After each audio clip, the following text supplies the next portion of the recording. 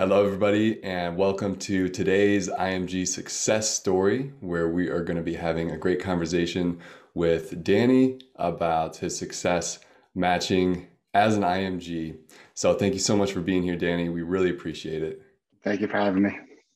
Yeah, so let's dive right in. How about you let us know what specialty you matched into and what program? So I applied to psychiatry and I matched at Richmond University Medical Center in Staten Island. Congratulations. Thank And you. how did that program fit onto your rank list? Was it higher or lower? They were actually number one on my list. I had about 7 or 8 interviews, but I had them ranked number one actually. Great. Well, congratulations. That's really Thank you. special. How Thank did you. it feel on match day when you found out that you matched to your number one spot? Well, that last hour, the final countdown basically felt like forever. But once I opened up the email and saw that it was my number one, I just felt completely relieved. Like I felt like it's finally over. All the hard work, everything that I've done, finally paid off. Yeah, amazing. Yeah. So what made that program number one for you? There's a majority of things. Well, actually, this program is very close to me. I actually worked at that hospital before I started medical school. I actually worked in psychiatry there as well. If it wasn't for them, I never would have gotten that boot to, apply to medical school and, get going and actually pursue my dreams. I was working a couple of jobs after I finished college, and I never had that extra motivation to push me. And, that whole program, that whole department really pushed me to get me where I am today. Amazing. So what were you doing before medical school at the program?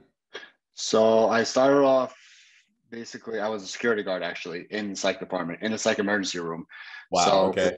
so that was kind of like a shocking experience for me. I had no idea about psychiatry. I didn't know what was going on, things like that.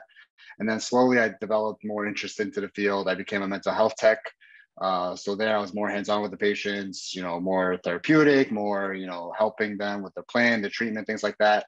And ever since then, that basically solidified my interest in psychiatry. And here we are today. Perfect. So Yeah. after you got that interest kind of sparked at that program, you then started applying for medical schools? Yeah, so a few of the residents actually in the program at the time, they basically taught me and helped me. They were telling me about the school that they went to, which is the American University of Antigua.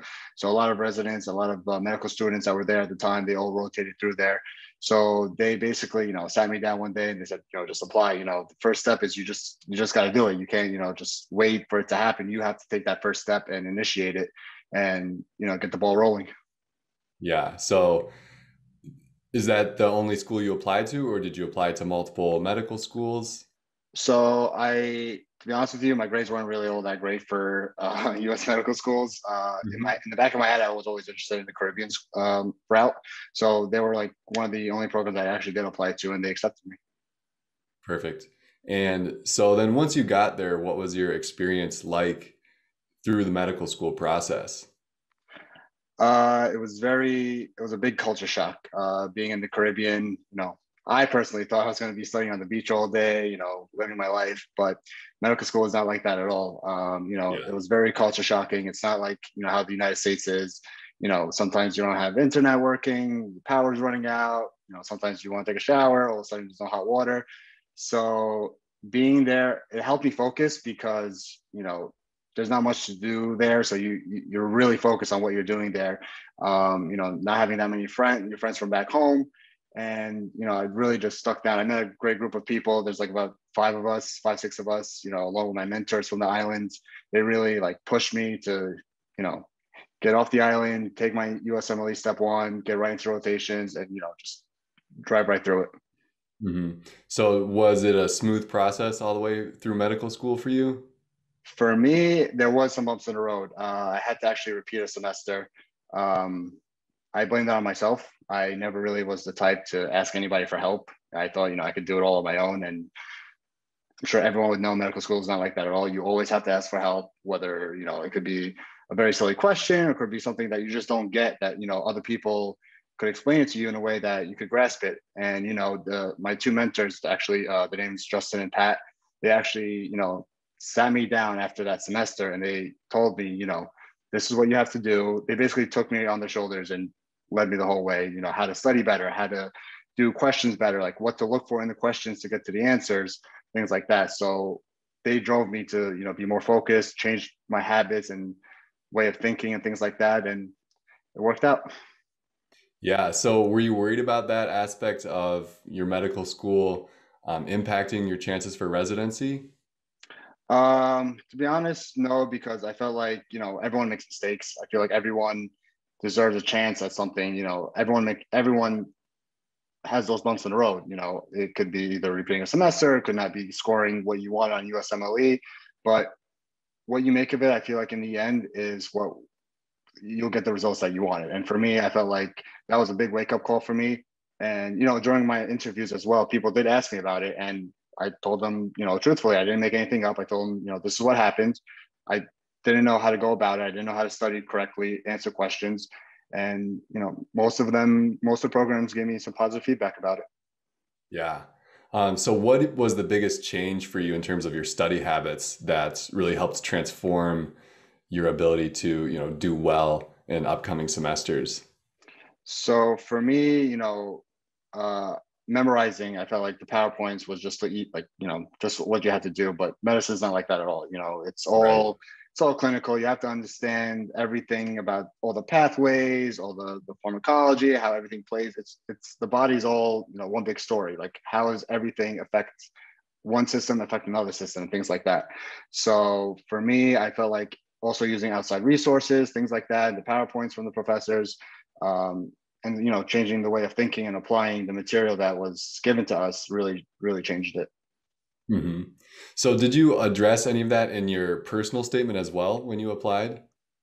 Uh, I didn't. That was, my school actually had told me, uh, on my application, it didn't show that I had to repeat any semesters. On my transcript, it did show. And they always told us like personal statement, it has to be just personal. They did recommend that, if there was big gaps in your semesters and things like that to mention it.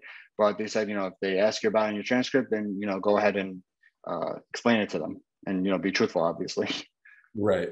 Yeah. So in general, how did the interview process go for you? It sounded like you were able to address that one red flag pretty well, but how was Yeah. the rest of the application interview process? So I'm sure, as like everyone knows, it was very different this year. It was Right. all virtual. Um, for me, I didn't mind it as much. You did save quite some money on traveling, things like that. So that did help. Um, I didn't mind it. I thought it was okay. I mean, the only aspect that could have been better is, being at the program itself. Because, if you end up at a hospital or a program, you want to see the environment. You want to see how people are like there. You want to walk around and see, do I fit here? Do I see myself getting along with these people? So I felt like that aspect was the only negative part. But the interviews and everything like that, I enjoyed it. I didn't have any issues with that at all. Did you do any preparations for the interviews to help make sure that you're in a good mindset and that you felt prepared coming into them? Yeah, so my mentors again, they actually wrote down some questions that you always that are the commonly asked ones. Um, Most of my interviews mainly were not more about school; it's basically about who I am, which I thought is good because they also want to hire somebody that can they see themselves getting along with, like, who is this guy, is he going to be a hassle to deal with, or is he like fun to be around with and things like that.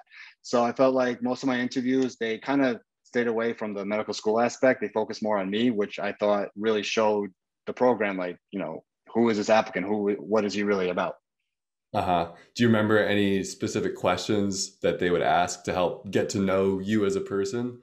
Yeah, some questions were like, what do you do for fun? Like, what do you do when you're stressed? Or, what have you been doing during the pandemic? Or like, what do you do for fun? So, I'm kind of all over the place when it comes to like my hobbies. I, pick up random things here and there. So most of them were, shocked to see, a medical student is helping one of his very best friends renovate his whole entire house. So Right. things like that. So we end up, spending so much time talking about that and things like that. Rescuing dogs from Antigua. I brought one back with me. He's Aw, been like my emotional support throughout this whole journey as well. So nice. they, What's their name? So we had two on the island. One is Bruce, one is Biggie. I brought back Bruce, and my roommate took back Biggie. Okay, nice. Cool. So during the interview season, did you reach out to programs at all? Like contact them via email or phone or follow up with them after interviews or send, letters of intent when it came to the rank list time or anything like that? So after every interview, I always sent them, congratulate, like not congratulations, but thank you for, choosing me and interviewing me, because how many applicants do they get to choose from? So they narrow it down. So you always want to. I always thank them for selecting me, taking the time out, setting up the meetings through Zoom. It's a lot of work for them as well. Um, Letters of intent I did send to two of the programs. I primarily focus on the Northeast region, so like New York City, New Jersey, things like that. I want to stay local. So showing that I'm from there and showing them, my intentions are to help and be in this region, I feel like played a part when I reached out to them as well. Did you know anybody in the program when you were applying to Uh, reach that? yeah, actually, most of the staff there, when I was working there, they did recognize me. They did. That interview I actually did in person. Most of the interviewees from that applied there, if they were doing their rotations or anything, they actually made us do an in-person interview. They felt like it would be easier because we're already there. So that Right. was the only in-person interview, and I feel like that's one of the reasons why like I felt like, do I fit in? Like when was talking about like, do I fit in this environment? Do I kind of work along with these people and things like that? So that definitely helped as well. Yeah. So how did you gauge that in the virtual interviews for the other programs that you didn't have the chance to um, go to physically? Mhm. Well, I would ask a lot of questions. I asked the night before with the residence dinner and things like that.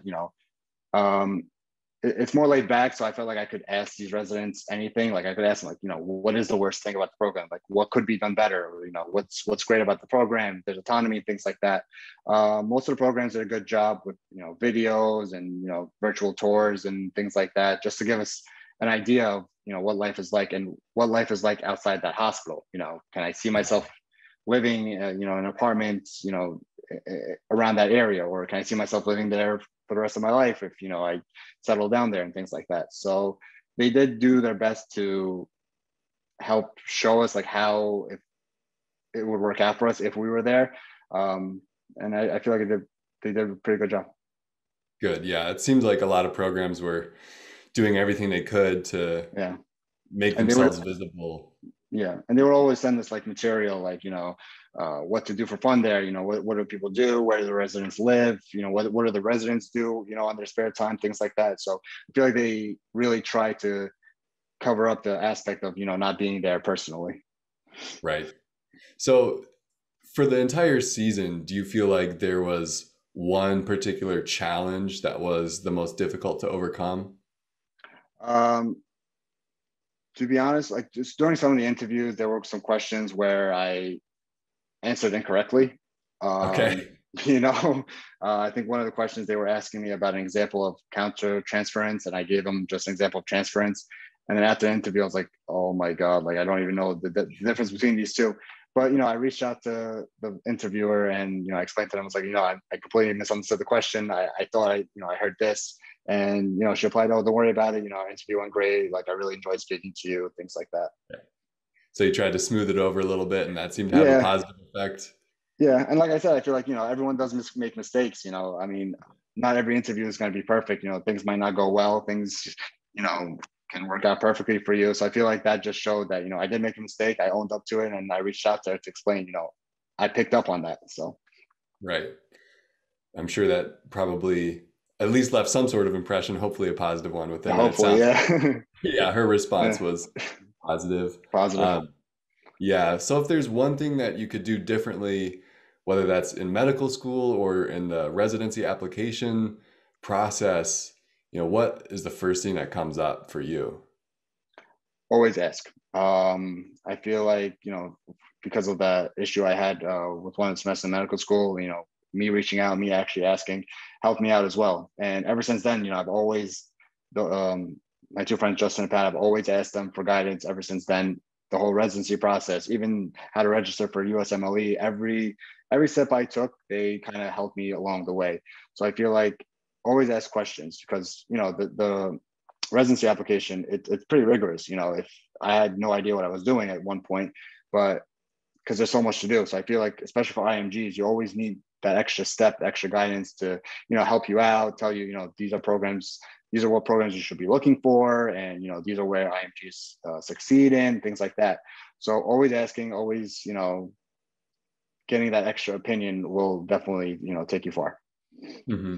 Did you use Match a Resident to help find IMG friendly programs or look at program criteria or anything like that? Yeah. So back, before the residency, the season started, I was actually confused between psychiatry and surgery, as Mhm. crazy as that sounds. But I did look at it, and I looked at the different programs. I tried to like visualize, would I be happy doing this or this? And Yeah. one of my friends told me, like, surgery is great. You're working hands on, you're fixing things and stuff like that. But are you going to be happy 10 years from now? So after that, I basically crossed out surgery. I'm not saying surgery is not a bad field to get into, but I knew Right. that I was going to be happy with psychiatry long term, for me, at least. Perfect. So, what are you hoping to bring to the field once you're actually into residency and a doctor in the future on your own? Awareness. I feel like the stigma behind it's getting behind mental illness. It's getting better, but I feel like there's a lot more that could be done. I always tell people when they say, I don't want to go to a psych ward, I don't want to go to this. I was like, but when you get hypertension or you get a heart attack, you go to hospital for help. So you just look at it as, your brain is sick, your brain needs help, and reaching out and getting the help and treatment that you need will help you long term, because the mind controls the whole body, whether physically, mentally, and things like that. And during this whole pandemic, during my psych elective as well, the amount of children that we've gotten, because they're stuck at home, they're virtual learning, there's no socialization skills, nothing like that. So I feel like that's kind of more of the route that I'm kind of leaning on towards after residency, like a fellowship. And I feel like bringing awareness and showing people that it's okay to have these issues. Some people are depressed. I had patients that lost their job, and he was telling me he has nothing now, and has to go back to his home country and things like that. So I feel like bringing awareness to these people, and we're here to help. We don't want you to be locked up and things like that. It's not like that at all. We want you to get better and get back out there in the environment and succeed as well. Yeah. Well, that sounds really amazing, and we hope you're able to, work on all those things Thank you. throughout your residency and in your career in the future as well.